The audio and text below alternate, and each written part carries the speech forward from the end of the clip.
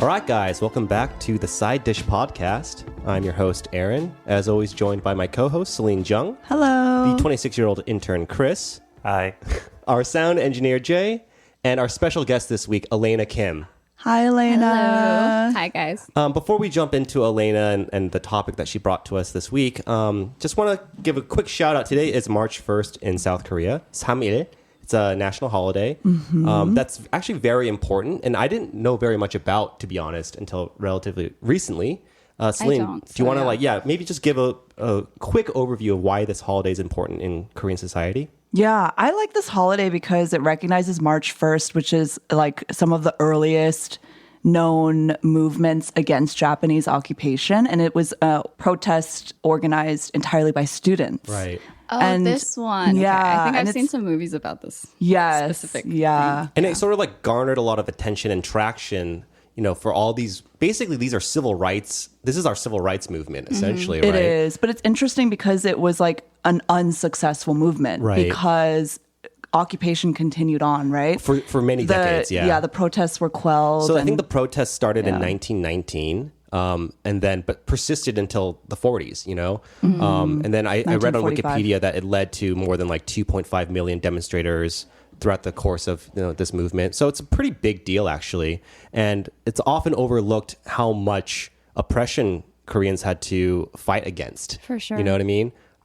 It really is like our civil rights movement. So shout out to 3일, March 1st. Yes. And to all our listeners out there, celebrating or not celebrating, we're wishing you good vibes. Good vibes. All right. With that said, let's introduce our guest, Elena Kim. So I met Elena a while ago. And I've always known Elena just as a classmate, I guess, of my cousin back at international school in Korea. But I later learned that you had a much more cultured and international life than I initially knew, right? So maybe the topic that we're going to be discussing this week is all about third culture kids, which is a term that Elena justifiably dislikes. It's such a weird, cringy term. I don't like it either. Yeah, it's kind of ugly. But Elena, just, bear with us. Could you explain what TCKs are or what it is? Yeah, so it's basically, I think it's a person who has grown up in a culture that is separate from their cultural identity, whether that's like ethnic or, racial or whatever it is. And kind of that feeling of never really belonging somewhere fully. Right. I think that's kind of the concept. Because where were you born again? So I was born in London. Right. And then moved to Hong Kong. And then moved to here. And then moved to Singapore. Right. And then went to school, like high school and college in the U.S. And how many passports do you hold?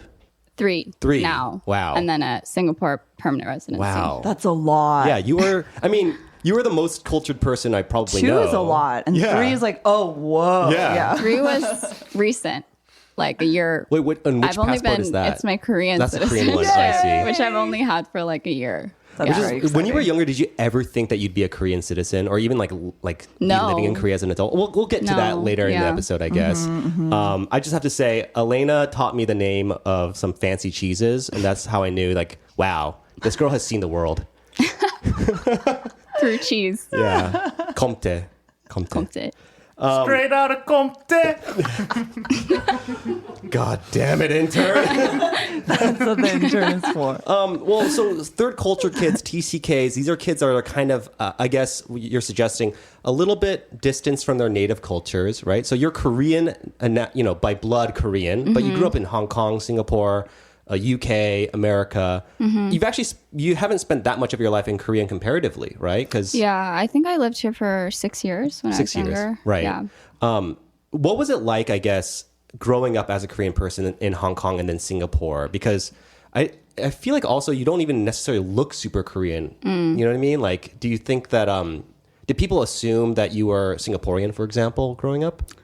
Not really, but I think in the early days, like I didn't really identify with being Korean, really. And I think it's interesting because in the beginning, I felt like I held a US and UK passport, And I started out in the British system. So, when I was younger, I think I identified more with that part. Right. And then in third grade here in Korea, my mom decided to pull me out of the British school and move me to the American school. What do you think that's because she was like, the British school kids are weird? No, so she thought that it's funny because my brother was also in the British school and he's 3 years older than me. And she thought that I needed less structure. Huh. Less and structure. that it was like too rigid, the British system. Really? Also, the British school kids were weird. I was just about to say that.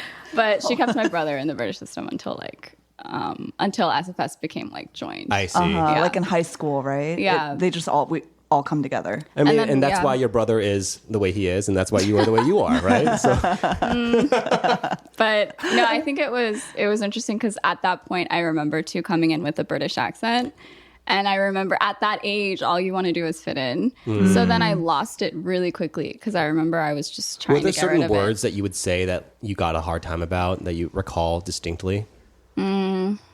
Like rubbish or rubber or like lift, things like that Okay. are just different words. Yeah, but yeah. pronunciation, Garage. What dialect was your accent? London. Oh, Probably, I was hoping it would be Like like, Cockney. good morning, governor. Wait, where did that come from? We've Yeah. been dying to do our Cockney accent on the podcast, so good job, Jay. But it's interesting because like I just sort of ditched that identity pretty early on and then sort of embraced the American identity, even though I had never lived in the US prior to it's that. so interesting because according to my research, Wikipedia, TCKs typically they get along with a lot of people because they're so used to like sort of diversity and adaptability, but that also consequently leaves them feeling like a lack of like strong personal identity. Did you? And so it sounds like you kind of felt that way too growing up. I think so. I think it was sort of, it didn't hit me, of course, until later on when I was older and could sort of process a bit more of, very because true. at that time you're just trying to fit in wherever you are. You're not really thinking about like, who am I? You're just trying to think like, how can I fit in where I currently am? But I think definitely when you get older and you start to realize that you don't feel like enough of whatever of the different pieces that you are, I think it's sort of like an identity crisis. In And a a sense. lot of your family is super international too. Yeah. Right? So where like cuz you have cousins in France or something and like which is like so crazy to me actually. No, so my mom actually grew up very Korean American. Like my mom's side of the family, they immigrated to the US when my mom was 10 years old. Oh word. Okay. And they were in the US for like 40 years, my grandparents. In Philadelphia? Yeah. And so they grew up like very sort of that Korean American kind of, my grandparents own like dry cleaners and, Wow. like, I think they owned like a jewelry shop or things like, to make ends meet. And then my dad's side of the family, he grew up as like a diplomat kid. So my grandfather was like an ambassador to Korea. So your dad is actually pretty TCK himself. So he grew up mostly, all over, but a lot of it was spent in like South America. Wow. Damn. So does your dad speak like Spanish and stuff? He speaks Whoa. Spanish and English and Korean and Japanese. So like even the fact you grew up in this household where like a fluent English speaking mom and like English speaking grandparents, right? And then your dad is speaking Spanish and Japanese. Not at home, but yeah. But even still, amazing. because I remember when I was young, I thought I was so proud of my mom for having no Korean accent, and my mom could speak a little bit of Farsi because she grew up in Iran for a little bit. What? And I would boast to my Whoa. friends like, "Yo, my mom is like the Never coolest cool. person." I definitely thought. I only speak English and like barely some Korean and a little bit of Spanish. So I always think it's like super cool when parents know a lot of languages and can teach it to their kids. So let's kind of, for context then, so you lived in Singapore for a long time, I'd say comparatively, right? Yeah, it was like 10, 12 years? Right. I can't remember. I feel like also like when I think of TCKs, I really do think of like Singapore for some reason. Yeah. Right? Yeah, that's Well, why when is you were that? asking Elena, Yeah. like if people thought she was Singaporean in Right. Singapore, I was Like, like, why do I- no, but why do no I- one there is. I Yeah, wonder like, why do I think that? Is it? Well, I think because Singapore It's an actually international has a city. huge expat population comparatively to their local population. Right. I don't know what the exact numbers are, but there's a lot of international schools and there's a lot of people who come from all over. It's a business And city, business everybody's kind of in a foreign place. I see. Plus, like Merlion, it's like almost Yeah, a TCK in itself. That's That true. statue? Half mermaid, half lion. Oh, interesting. Merlion. Yeah, you know that statue with It's the like the- fountain It's like the thing in nation- Singapore. National like creature or something. Whoa, of so like Singapore. Starbucks basically just ripped off Singapore for their logo? No, It's a lion head. That's Oh, okay. Sorry. With a mermaid tail. Okay, gotcha. Yeah. Wait, so Elena, if you, I mean, this is the dreaded TCK international like person question, but if there was any place that you would call home or like, yeah, that's my home, where would it be? And you better not say home is a feeling or it's a person or any of that You bullshit. have to choose. We want a location on Google Maps. I think if I had to choose a place where I feel most comfortable, I would say probably Singapore. Yeah. I think the thing about there are certain identities that are easier to kind of claim, I would say. And I think the American identity is one of them because, Yep. Everybody's an immigrant and you can kind of just, nobody's questioning. I mean, well, now it's a little bit different, but, in a lot of cases, nobody's like, you're not American. Right? Yeah. And so it's kind of easy to I don't know, be a credible American, I guess you Right. could say. The term, Easier than, yeah, the term they Korean. use Yep. is like you guys are cultural chameleons, is what this article said, which I guess could be the name of your episode. But Singapore is kind of similar in that sense too, because it's a very young country. Yeah. There's no such thing as there was nobody living on the island when it was, beforehand. It was just a desolate island that pirates would come to and stuff. And so everybody in Singapore is actually an immigrant as well.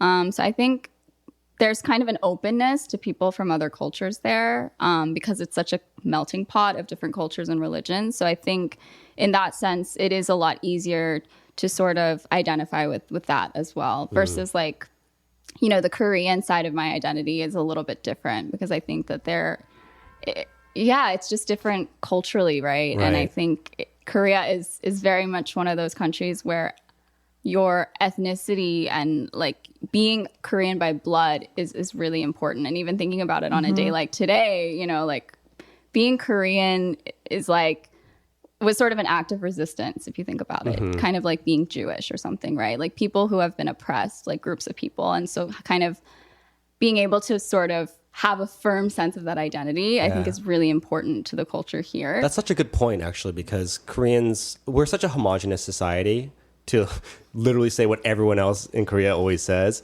versus what you're saying, Singapore being this historically a melting pot of cultures. Well, then let's shift then. So you grew up in Singapore, then you go to boarding school. What age were you?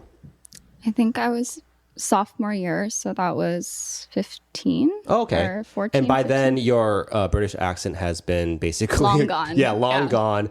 What was like your assimilation into American culture as a boarding school student? I Where in imagine the it was US were pretty you? easy. Connecticut. Oh, Connecticut. So you spent your high school years there. I spent, my last 3 years of high school. Oh, So okay. most of high school.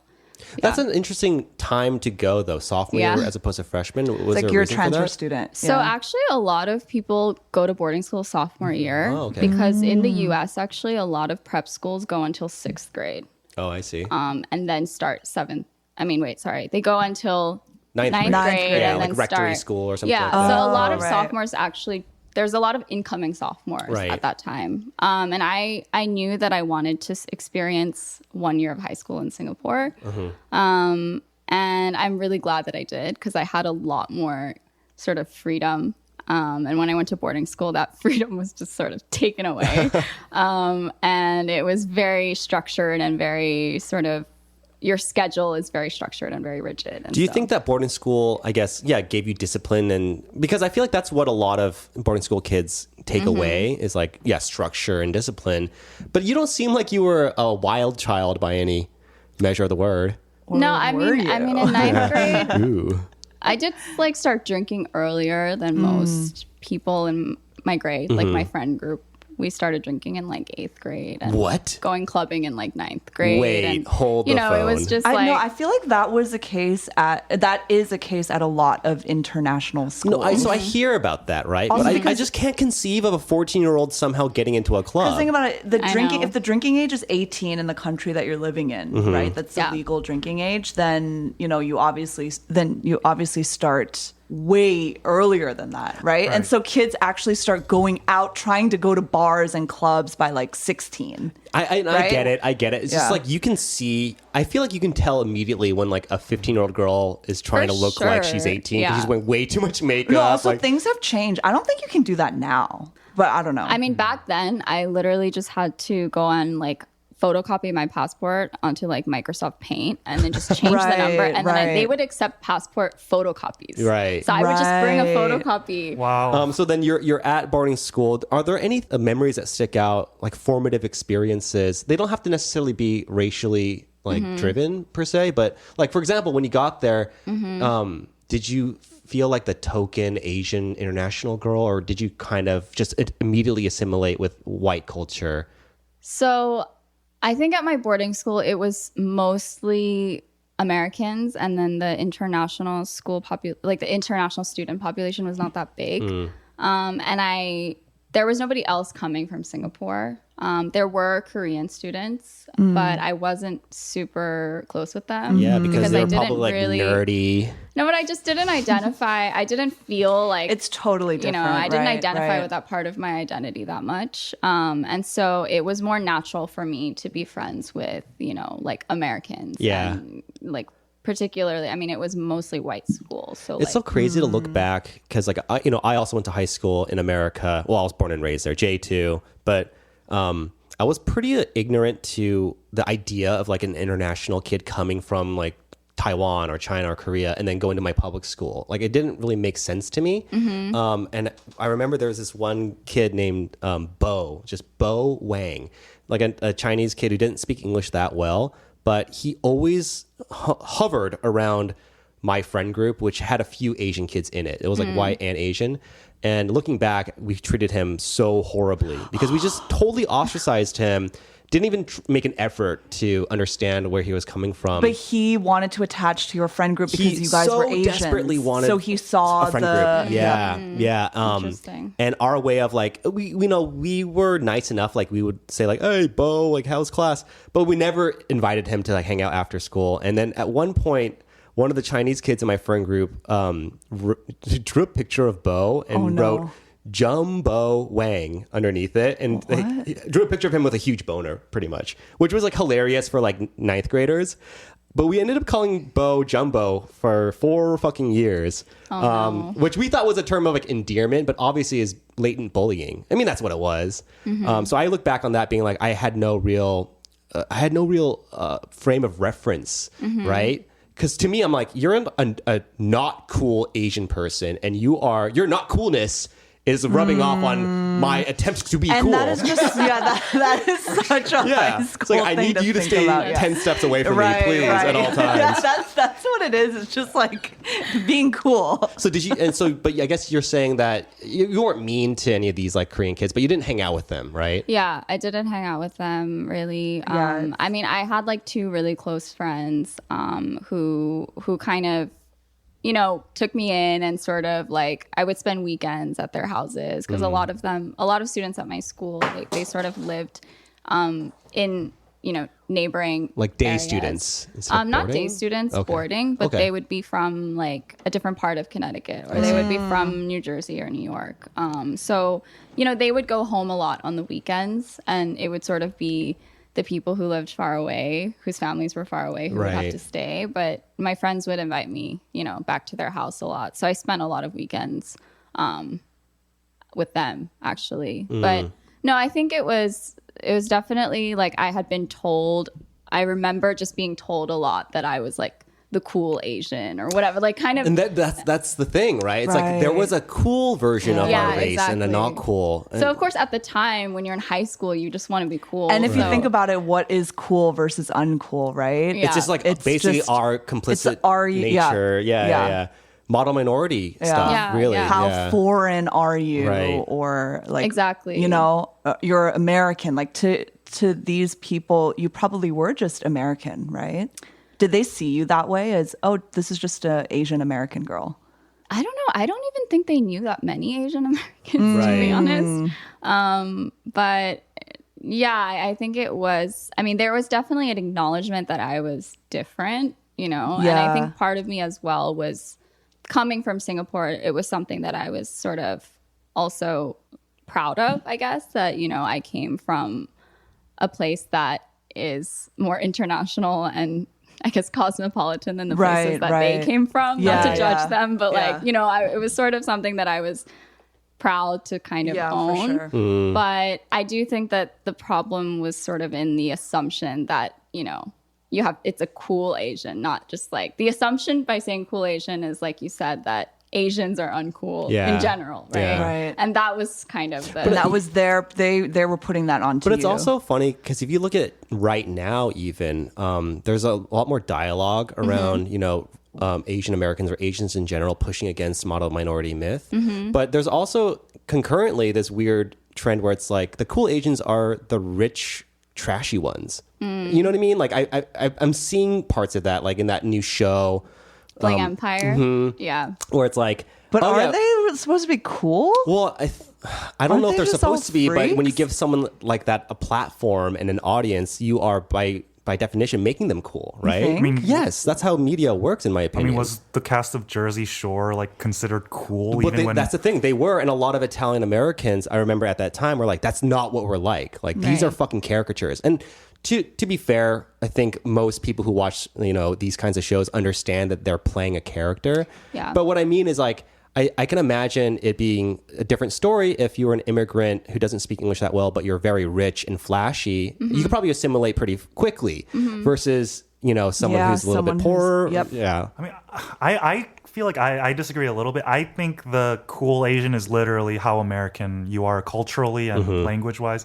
I mean, I think so too. we all know.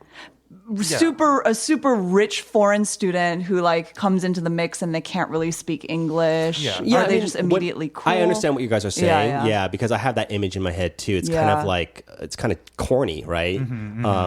But my point being that if you move to a new country, it could probably, there's a lot to bond over in terms of privilege that can supersede language barriers. Yes. Well, I think that what's is true. changed That is a lot true. now is, with stuff like Crazy Rich Asians and people are starting to, it used to be an assumption that if you came from somewhere in Asia, like you're less privileged. Yeah, it's like a than- shithole country or something. And yeah. I used to be asked sometimes if Singapore was like, things like, isn't it like a jungle? Like, I don't know. People just thought it was part of China sometimes too. And I think now it's changed a lot, Yeah. right? And now when you think of somebody from China or somebody from Singapore or wherever, like you no longer have that assumption that it's a less privileged or somehow less developed Oh no! When I place. meet Singaporean people, I assume Yeah. their dad is a billionaire. Yeah, Yeah. but like when I was in high school, like there wasn't that image, right? So it was kind of the opposite, I right?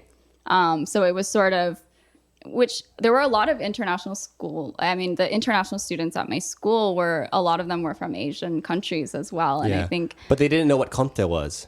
So, I mean, That's a true marker. But I think there was like an assumption that that these places are, I don't know, somehow less developed. Yeah, less developed, for it sure. really has changed. No, I mean, yeah. Korea felt that way when I Yeah. came in the late 90s, early 2000s. Absolutely. Yeah, I was like, oh my It's a God. mid- Is this 2000s. North Korea or South Korea? Like, where are we? Now it's like I have not heard that question in a while. I mean, there me are neither. certain things like when you would be in America and people would ask you like, where are you from? And you'd say Korea. Everyone would be like, oh, like that doesn't make any sense. Why is your English so good? And I got so sick of that I at one point started being like, oh no, everyone in Korea could speak English just as well as I can. And I just confused so many people. Yeah. People would say that to me too about Singapore as well. Like your accent is so good. Like your English is so good, and English is the official language in Singapore. So everybody speaks English. Right. It's not Right. like, but just there's these certain kinds of like assumptions that people have, and I think it's changed a lot for the better actually. I mean, I know that there's these like caricatures of super loaded, like, you know, Asians who come to the US and just ball out. And but they I think buy like every apartment unit in their building or something. They Yeah. wear a lot of red clothing. but I think Sounds the like we're silver describing one lining- type of Asian, and I don't like it. Big You do the sneakers. math. I don't like it one bit. But I think the silver lining, at least, is that people don't think of Asians anymore as like less developed or less wealthy or less Yeah, I like agree. capable That's not in the Right. that way. image. Mm-hmm. Yeah, Right. it's different. It's changing. Well, then, so you're saying basically overall the boarding school experience was generally positive, albeit with maybe some misconceptions they might have had about, you know, jungle Asians and all that shit. Going to Duke, though, such a white university, right? Yeah. In my head, it's like really white for some reason. Really? Actually, I think boarding school was more white than Okay. Duke. I Duke can actually, see that. because it's Right, like right. a research institution, True. it was a lot more Big international. But Greek life, on the other hand, was a little bit more, I mean, skewed white. Right. And then there were like black fraternities and sororities, but those were kind of separate. Right. And so Well, so it's funny you bring that up Yeah. because you joined a sorority when you got to Duke, Yeah. and it makes me wonder: was that because you wanted to make more, you know, white friends, or that you felt kind of so comfortable with them that you know you? Elena wanted to make more white Yeah. friends. No, so I That's the guess goal. the thing is like when I got to Duke, it was sort of I actually had a friend from Singapore who was part of a fraternity at Okay. Duke, and so through him I met like some people, girls in sororities. I see, and they actually. happened to become your friends, I guess. Not like close friends, but I just got to know them and I was like, oh, these are cool girls, you know. And then I think the thing about Duke is this is not true, but the perspective is that, or the narrative that's being pushed, that if you're not part of Greek life, then you're kind of missing out on a lot of the Duke experience, aka like parties and, you know, like, so I think that's kind of what enticed me to join. Okay. Is like, I don't want to miss out on the things that make Duke Duke. Yeah, you which wanna is have a not real- true yeah, now you wanna have looking a genuine back, college but experience. At that time, And that you were was sort young, of- yeah. So at this point, you had been living in America for like 3-4 years. Mm-hmm. Did you like, and I guess because you also lived in the US, you know, after college, Mm-hmm. did you like America at this point? Like, was it a country you liked living in? And could you see yourself, you know, staying there rather than going back to Singapore or elsewhere? I think by that point, I wanted to spend more time in the U.S. after college, but I didn't want to like stay in the U.S. long term. By that point, you know, I think I kind of, because before I moved to the U.S. in the first place, I don't know why I always had it in my mind that I was going to move to the U.S. and like live in California and just like do that. Nice. You know? Like forever? Yeah. Yeah. And I didn't think about like I thought of the US as like the end point, right? Right, yep, and then yep, I think yep, when yep. I got to college, I thought of the US as the midpoint and sort Transition point. of yeah, it shifted a lot. Interesting. I'm sorry, we need to go back to the sorority stuff No, for because sure. I have a No, lot we of will. questions. Yeah. Okay, so my first question for you is like, sorority girls are portrayed in these caricatures, right? Which obviously we know there's more depth to that, and there's a lot more meaning to friendship. That, you know, like you can be a cynic like me and be like, would never pay for friends, but there's a lot of, I think, benefit and beauty in a sort of forced friend group. Like For a lack of a sisterhood. sisterhood or brotherhood, right? Yeah. But with that said, I mean, can you recall any cringy shit you guys would do, like, you know, fucking uplift your sisters and like the biggies and the littles, you know, shit like that, Cringy shit like I think uplifting. like care for your friends, cringe. no, so I think it was kind of the weirdest part for me was always rush. Yeah. Did you guys, like- That's what recruiting. I would imagine Yeah. would be the weirdest Did you guys thing. do like kind of messed up shit to the? No, so you're not Freshies? allowed. Okay. Like the sororities, they were really strict about that. You're not allowed to haze at all. Okay. But it's basically like held at a convention center over, I think it's like 2 weekends. Oh my and gosh. every sorority gets their own room. Wow. And essentially, Interviews? you're kind of putting on a show every time people walk in the room. Like you're trying to show them that this is the sorority that you want to join, right? And then the structure, a lot of it is kind of like speed dating. So what happens is like every girl there, it's like set up ahead of time, like what girl's going to go talk to what girl, and then there's like rotations that are happening, and so you're kind of, it's weird being on the receiving end, of course, like you're sort of speed dating, and you have to be constantly like, oh my god, and they're probably sizing you up, and they're it's like, you're 19 years old, and they're like, oh, what do you have to offer? oh, konnichiwa, you know, and you're like, oh my god, you know. No, I mean, it was weird being on the receiving, but for me personally, it was weirder being on the other side of recruiting. Like that part, there were certain songs, like pop songs, where they would come up with like a song for it about our sorority, like certain chants and things like that. That I had to memorize, and then when we would go out those nights as well, you're technically not allowed to talk to the girls during that period because they don't want you to like sway them or whatever, but you would like request for them to play the song at the club, and then all the girls would go up and like start singing, chanting the song. Did you guys ever make a trailer or like a recruitment video for your sorority? Like explosions. You guys in know the what I'm talking background about, though, right? There was like walking, viral. like, There was like towards this the camera. viral video of some sorority, and like I want to say like in the southern states. I'm sure a lot of them do that. Oh, I saw that. Yeah. No. We didn't do any of Okay. that. But it was definitely like It was like literally shot on a plantation house. I swear to God. Yeah, it was I like saw that. such a tone So deaf the thing video. about Duke, at Classic. least, that because we actually were really close to UNC in terms of distance. It's like 20 minutes away. And that was definitely like, they have a Greek row. Like if you drive down Chapel Hill, you can kind of see all the sorority houses. And I think it wasn't like that at Duke. Like they didn't allow us to have like houses or anything. Oh, it was really? The No fraternities, houses. I don't know why they're so much more lax, but for the girls, like you weren't allowed. Right. You know, in Boston, we had a law that It's a Puritan law, It's a yeah. Puritan law that no more than 6 girls can live in the same house. Because of a brothel. Yeah, or something. it's interesting. a brothel. Yeah. Yeah, we're also There were not a bunch supposed to have of alcohol. there's a bunch of at weird the- laws. It's a sexist law, It 100%. is, Yeah, yeah. like the girls literally can't have parties, but the guys can. Yeah, It also feels exactly. like a really like date rapey law. Like like, oh, you want to go drink? Go drink in to that the room. frat Yeah, house. that big Yeah. house of Yeah. dudes who Yeah, are yeah. inebriated. Yeah. Right. Oh, so Puritan. Exactly. Super male centric. No, but it's really like the recruitment process is really kind of, the interesting thing is, there would be girls that are sort of like the girls that every sorority wants, the freshmen that I was every gonna ask, sorority right? It's wants. like So yeah. the new And what crop would that- comes in, and what you guys would just that like person go. be? You guys just drive around campus Do they looking for have cute characteristics? girls or something. Like Yeah, literally, you're looking so out for interesting. someone cute, obviously, right? Yeah. And then it's what like else? K-pop recruiting or something. It's like it's not just about, it's not just about looks. It's about like who they know also. Sure, yeah. Yeah. Like their personality in terms of if they're really funny, if they're really outgoing, yeah, like if so they're really cool, like that kind of stuff. Sure. So of course looks is a part of it, but it wasn't Yeah. like the only part of it. And then we would have to vote on every single girl after Wow. every single session, like an That entire is room. so wild.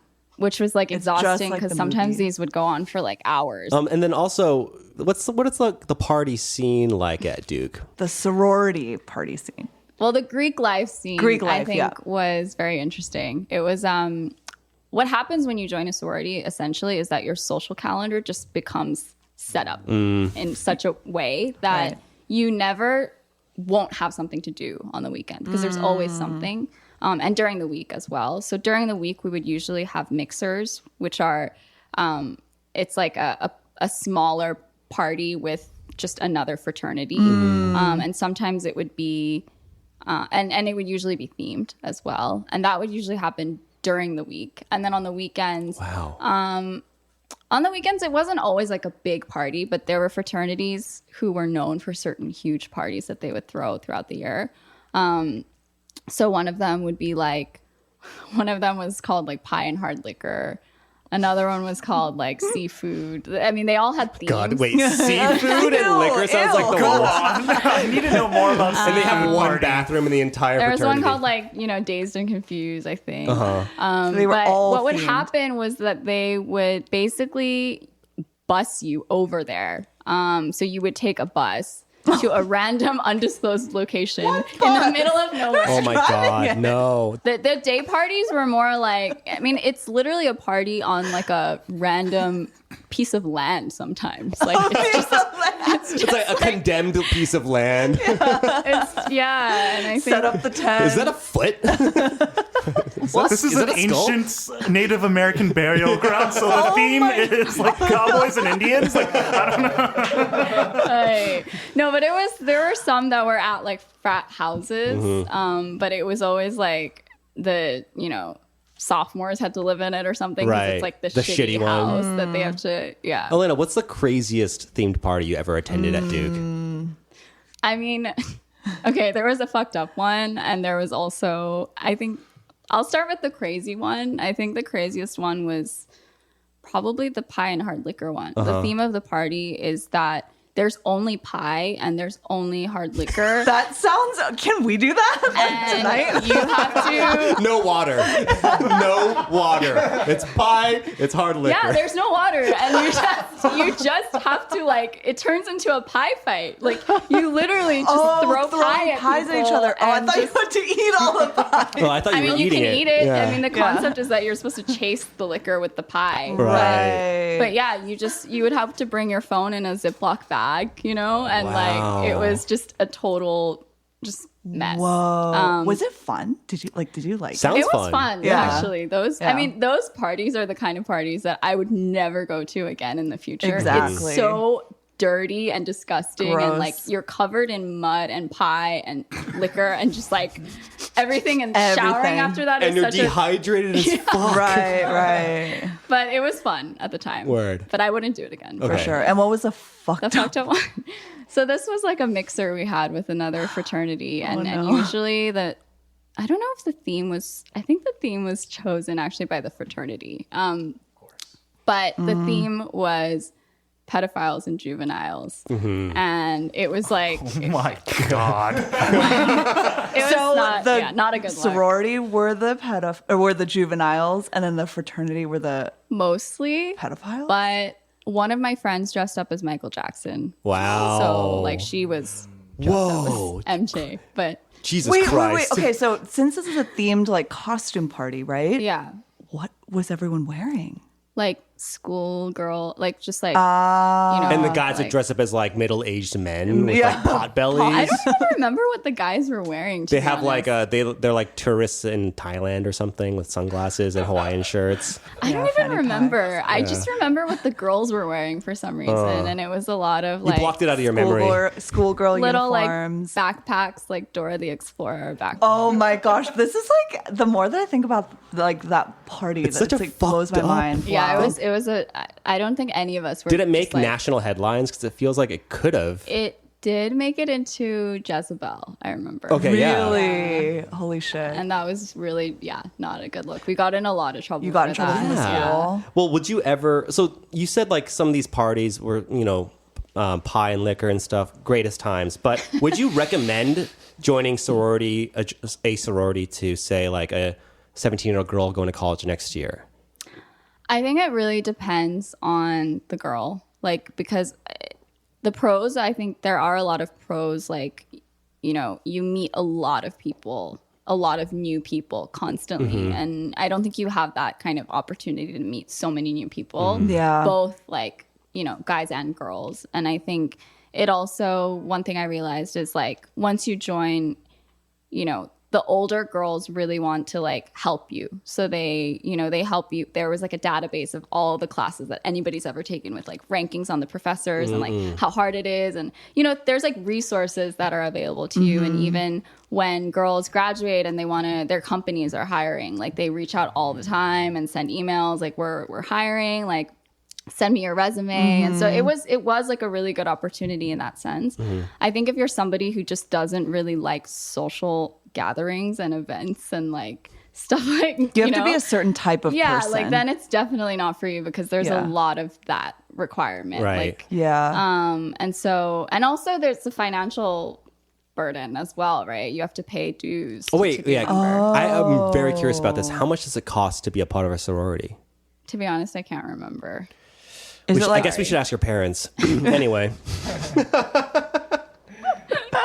No, because like I remember hearing that in college that like Yeah, I you have remember to hearing that pay too, like but I never, like, $1,000 a semester or 2,000 or whatever it is. $1,000 a semester? think Less it's or more. more? I think I don't think more. ours were that much. Okay. Because we weren't paying for housing. Like, you know, in Okay. some of them, state yeah, it's schools, housing and food you and pay stuff. Yeah. for like everything. Yeah. But this was, yeah, it wasn't as much because we weren't paying for I that see. much. They weren't really giving us much. Yeah, I mean, like, you know, looking back, the joke about fraternities and sororities is like, why would I ever pay to make friends? But I think what you're describing is there's so much more, you know, like, why would you pay to go to a conference of people in your industry? It's like to network, it's to broaden horizons. So I think there's a lot of benefit there too. I just would amend all of that saying, if your sorority is having a juveniles and pedophiles party, it might be time to find a new group of friends. Yeah. No, I mean, we didn't choose that theme. I know. I'm just saying Yeah. that fraternity that like, you know, threw it out there. Those guys like, And you know what? They're still doing shit Yeah. now to this day. Yeah, I mean, there's definitely some. It's People funny. are that's going to come up doing at a shit. Supreme Court justice hearing. Literally. 30 years from now. But you know when Literally. there's like, It was me and Pete, and we drank beers and worked out. We didn't decide the theme. I think it's so exhausting too after a while to come up with themes all the time. Yeah, for sure. Yeah. Okay, so then you leave Duke. We're going to gloss over your time in New York because I know you worked in New York for a bit.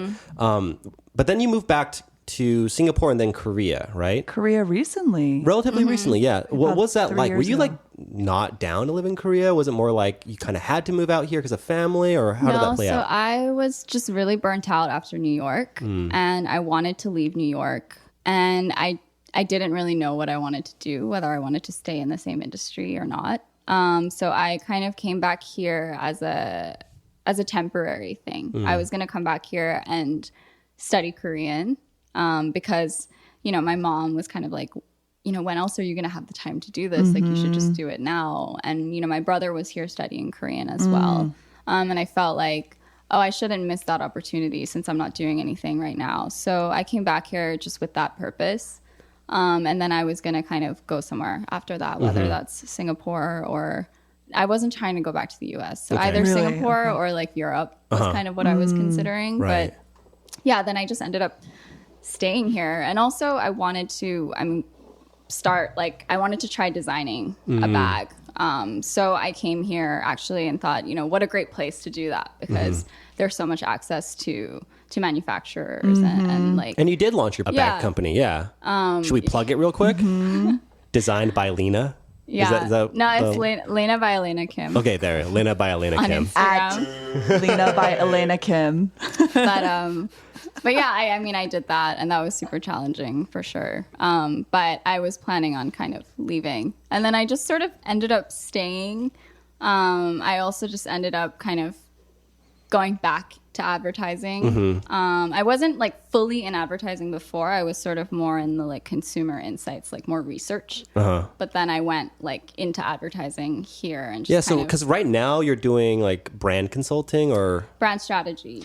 Have you, like, you know, moving back to Korea and living here as an adult, has it felt different for you in terms of getting more in touch with your Korean identity maybe, or discovering a new identity, quote unquote? Yeah, so it's really interesting because I realized, like, you know, for me, I always enjoyed languages. And, you know, I majored in French and spent, you know, I studied abroad there. And I think when I compare these two things, like, I kind of came in with the mindset of like, oh yeah, this is gonna be great. I'm gonna like get so much better at Korean, and I'm gonna connect a lot more with my roots and stuff like that.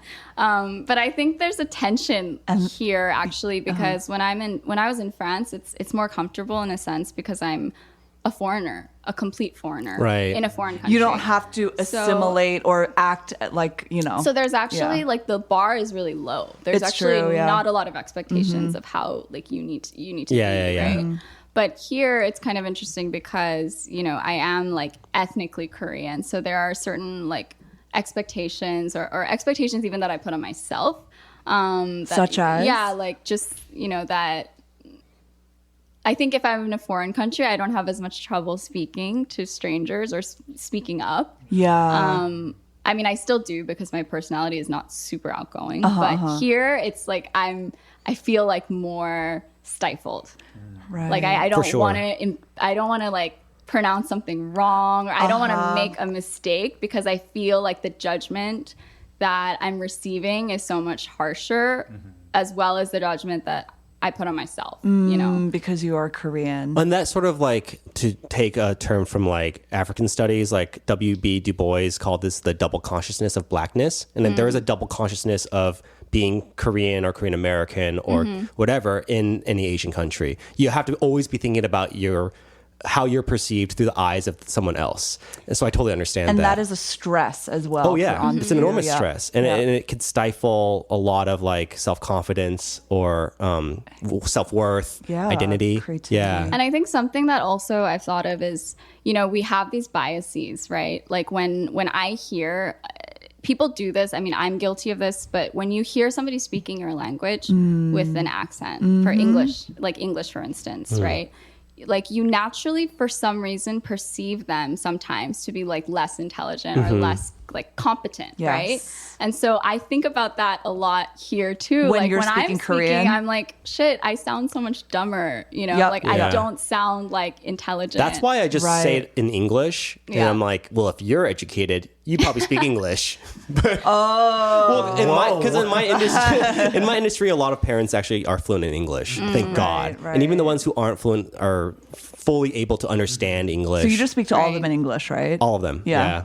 Yeah. Yeah, I think it was a challenge here because of, you know, the bag thing. So I'm talking to people who are in Right. manufacturing who Right. don't speak any English, you know, and like I also was working in advertising, and my job, like the sort of role that I have is that I'm meant to be a cultural expert on the particular market that I am like working in. So that was always kind of a struggle for me because I felt like a lot of the time imposter syndrome, like who am I to be telling like Yeah. this Korean client like what's going on in Korean culture when I'm not like fully you Right. know, embedded into it, Right. kind of thing. And right now you're working with Jägermeister, right? Well, that project is over now. Okay. For me, at least, like it's live now, but it's over the work. Okay. But that was a little bit different because our client was actually not Korean. Right. So he was kind of I forget where he's from. I think he's Russian, but he is kind of managing like Korea, Japan, Like a Hong bunch of different Kong. accounts. Yeah. I see. So it was a little bit, you know, easier. But, you know, there have been times where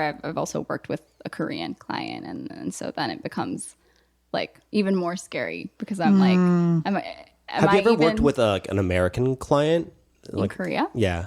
Yeah, I think so. Okay. Because we want to solicit your help for yeah. our brand. Okay. A real upstream. Yeah. Yeah, very do you deal with While we have you here, can we just pick your ear for 10 minutes of free consultation? I'm going to show you our Instagram, and we just want you to be honest, okay? Wait, have you seen it?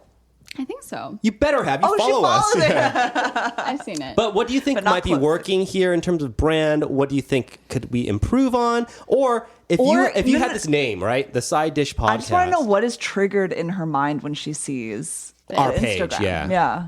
Yeah. But we want it from the perspective of a Gen Zer, okay? Oh no. I'm kidding. So I think that I like the name that it ties directly to a story. You know, Okay, I your think our brand- storytelling angle is okay. Your storytelling angle is okay. Okay, good. I think, I don't know, the logo doesn't really fit the story Okay. too much for me. We have a new Good thing logo we're coming changing out. that. Okay. I think, I don't know, like even, you know, some of these images are not really side dishes. So that also kind of breaks up the. Yeah. Sure.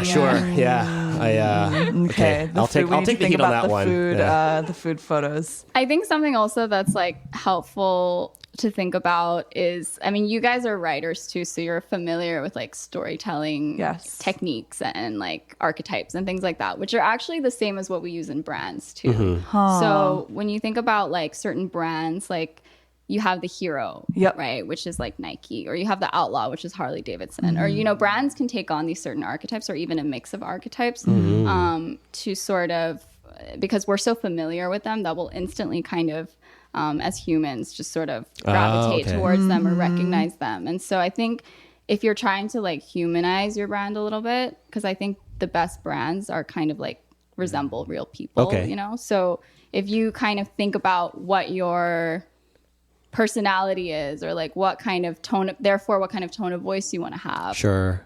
Well, it's good to get the perspective of someone who's like a professional at this, because these are things that we've been thinking about. And so But I think honestly, yeah. it's really not like, I think like branding and marketing in general, like it's made out to be this whole science, and it's honestly not. It's a lot of just luck. like common sense and I think, natural. Yeah, I think the more natural you come off, then the more human and the more natural, the better. hey, we got an Right. organic follower to SoundCloud today. Yay. Gemma Yoon. Yo, shout out. Yeah, shout out Gemma. Yay. Yeah.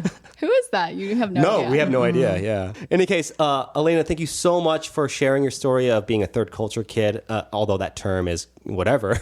And it just kind of elucidating us on what that means for your identity and all that. To close out the episode, Elena, what is your favorite side dish? Or what is a side dish that you've been really enjoying lately? Lately. Well, my favorite side dish of all time is like 멸치. Really? 멸치. Of all time? Yeah, I've always loved it. Like I always. And just- 멸치, for the listeners, what is 멸치? it's like dried anchovy, But very tiny, little Very baby tiny, yeah. anchovies. They are very good. All right, 멸치, that's a great one. 멸치, anchovy is a type of fish. And I guess that means we'll catch you in the next episode. Well, bye. Bye.